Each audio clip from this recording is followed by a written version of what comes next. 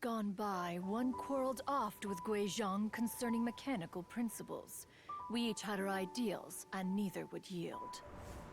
Under the pretext of a social gathering, one invited the impartial Rex Lapis to judge the quality of our creations.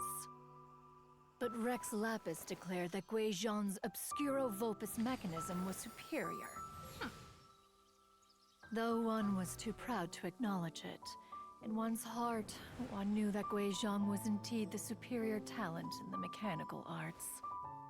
As for the story between Guizhong and Streetward Rambler, that begins with a certain bell. In Guizhong's opinion, while mechanisms were no substitute for human composers, they were yet capable of producing simple but fine melodies. But Streetward Rambler believed music to be an expression of the soul, an emotional enterprise that could never hope to be replicated by machinery.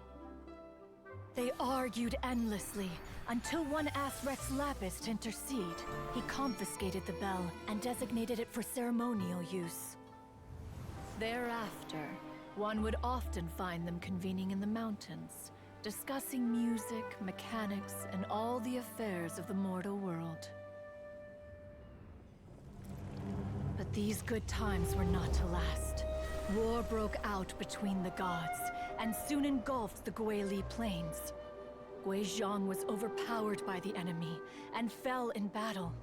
When Streetward Rambler and I arrived at the scene at long last, all that remained among the ruins was her lifeless body. After this, at Streetward Rambler's request, Rex Lapis granted her the cleansing bell for safekeeping.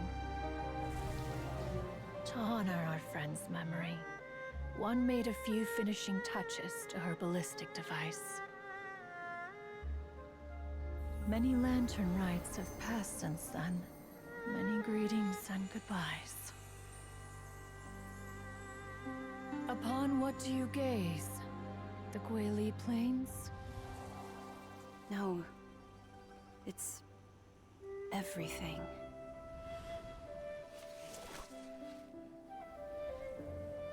We think of human life as like a lantern that's lit one minute and extinguished the next. But are we Adepti so different? Perhaps as dust settles after a storm, we too must one day return to the world below.